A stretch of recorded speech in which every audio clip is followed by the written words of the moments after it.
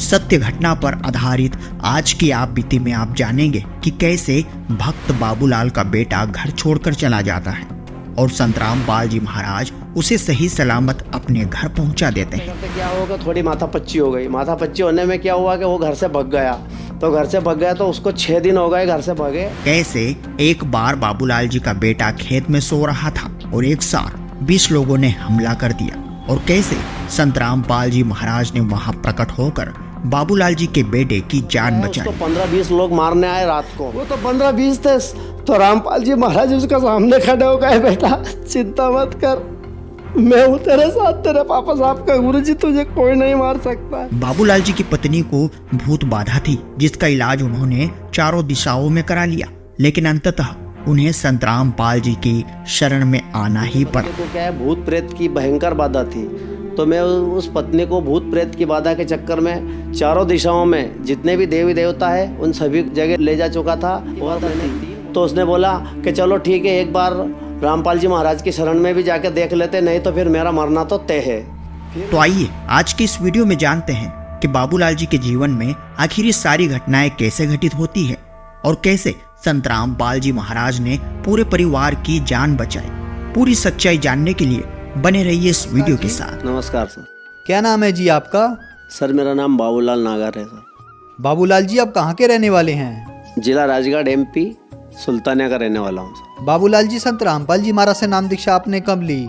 Sir मैंने संत रामपाल जी महाराज से नाम दीक्षा 17/8/2012 को ली। सर संत रामपाल जी महाराज से नाम दीक्षा लेने से पहले आप क्या भक्ति साधनाएं करते थे? सर रामपाल जी महाराज से नाम दीक्षा लेने के पहले हम ये जो हिंदू धर्म में देवी देवता को पूजते हैं ये साधना करते थे। शिव जी को पूजते थे, माँ शेरावाली को पूजते थे। मैं चंडी माता का मतलब पूरा भगत था। और नवरात्रा में वो 6 महीने के 6 महीने वो नवरात्र आते हैं तो 9 दिन तक भंडारा भी नहीं, भोजन भी नहीं करता था, अंजल भी नहीं ग्रहण करता था और नंगे पाँव घूमता रहता था। इनसे मुझे कोई लाभ नहीं मिला। कई बार मुझे शिव जी साक्षात दर्शन देते थे, माता चंडी दर्शन देती थी और दुर्गा माता दर्शन देती थी, फिर भी उनसे मुझे कोई लाभ नहीं मिला। सर फिर आप संत रामपाल जी महाराज की शरण में कैसे आए? सर इतनी भक्ति करते हुए भी मुझे कोई लाभ नहीं मिला।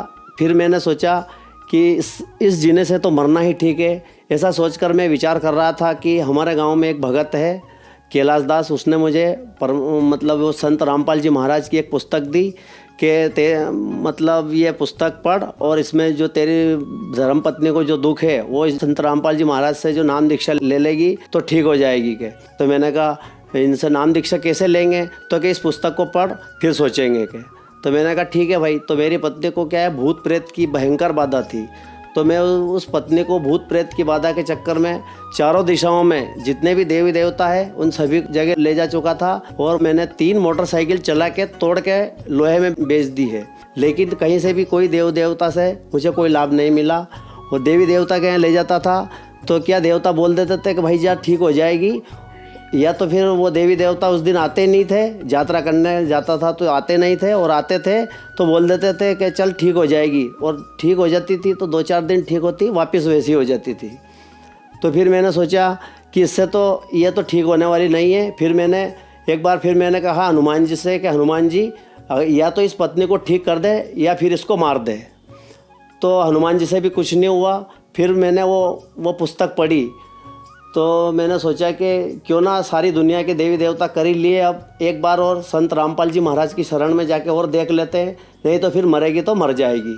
तो फिर मैं 3-4 जनों को मैंने गांव में से इकट्ठा किया। उनसे बोला, मैंने कहा भाई मुझे इतना दुख है तो क्या एक काम कर तुम आप सब मेरे साथ चलो, मैं आप सभी का किराया भाड़ा दूंगा। तो उनने बोला कि नहीं भाई भाई भाड़ा मत दे, चल तू भी चलता है तो रामपाल जी महाराज के यहाँ, तो हम भी चलते हैं रामपाल जी महाराज के यहाँ, उनसे नाम दीक्षा लेंगे।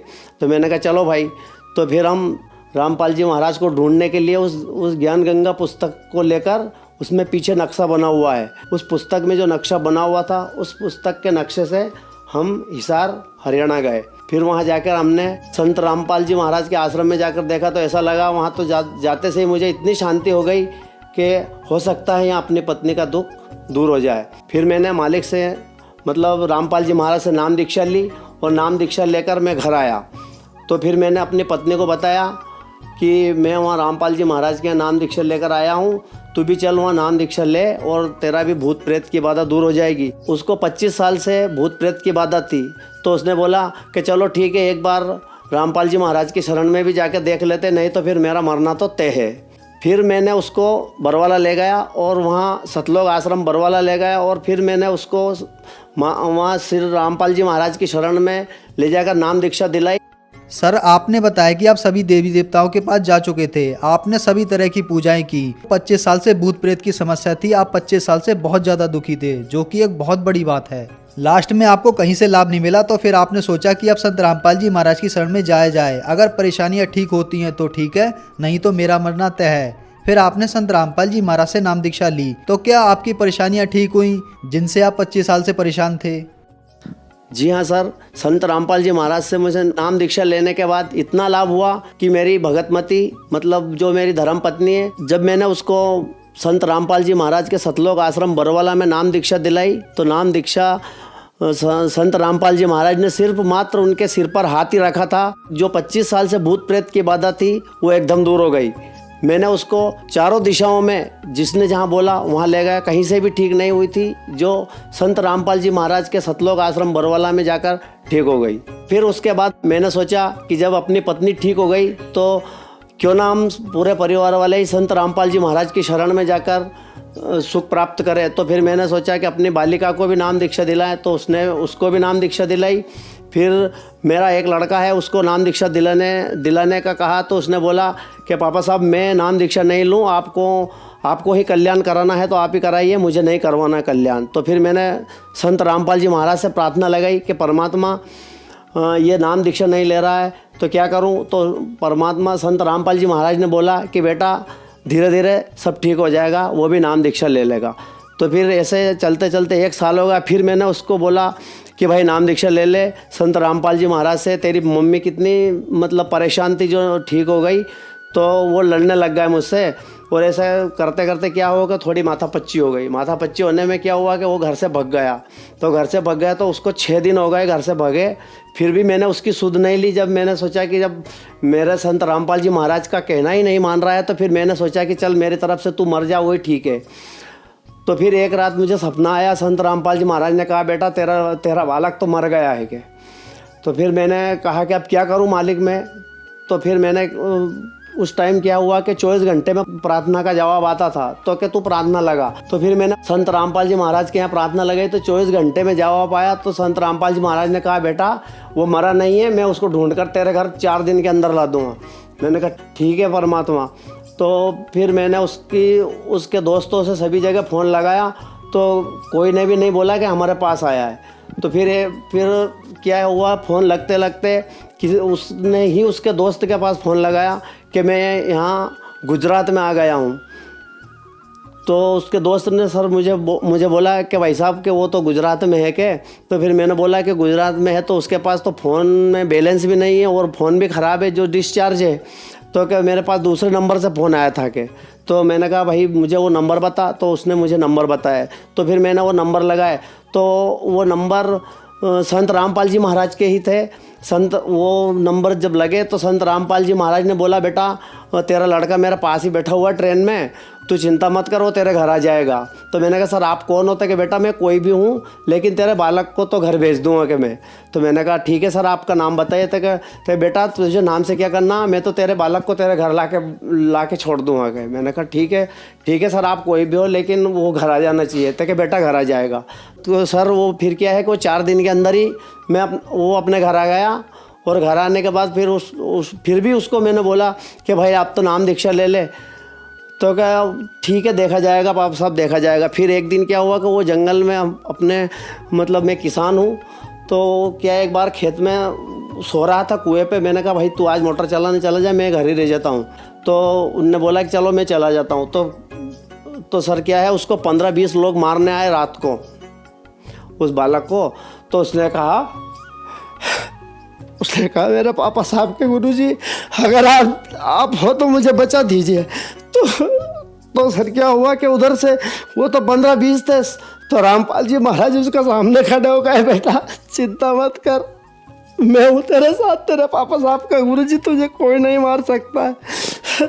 तो सर क्या हुआ कि वो जो 15-20 लोग आए थे ना, वो रामपाल जी महाराज को देखकर ऐसा भाग गए जो आज तक भी उसको कभी नहीं दिखाई दिया। फिर उसने दूसरे दिन बोला, पापा साहब मैं आपके गुरुजी आए थे मुझे बचाने के लिए, मुझे 20 आदमी मारने आए थे तो कि मुझे नाम दीक्षा दिला दो। तो मैंने कहा भाई ठीक है, नरसिंहगढ़ गांधीधाम जा और नाम दीक्षा लेके अपने घर आ।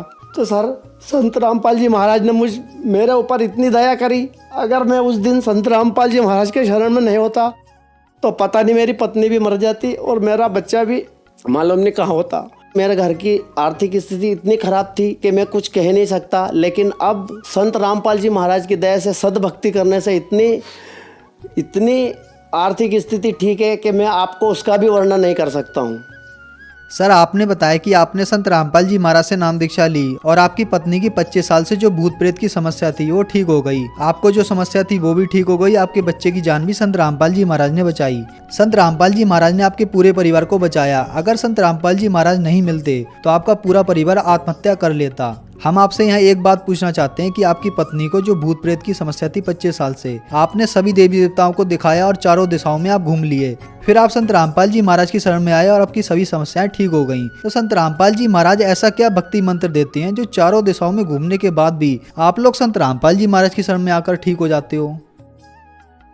सर जो संत रामपाल जी महाराज जो भक्ति देते हैं वो शास्त्र के अनुसार देते हैं, और जो ये धर्म गुरु जो भक्ति देते हैं उससे कोई भी लाभ नहीं होता है।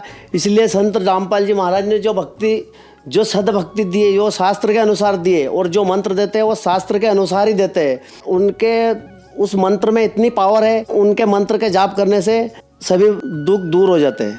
इसीलिए हम भी रामपाल जी महाराज के शरण में आए, और भक्त समाज से हमारा यही प्रार्थना है, हाथ जोड़कर, जो इन धर्म गुरुओं के चक्कर में पड़े हुए हो, हमारा आपसे हाथ जोड़कर निवेदन है कि इन सद्भक्ति करो, उससे ही लाभ होगा। इन धर्म गुरुओं के चक्कर में पड़ने से कोई फायदा नहीं होगा। सर आपने बताया कि सद्भक्ति करो, तो सर सद्भक्ति कैसे कर सकते हैं?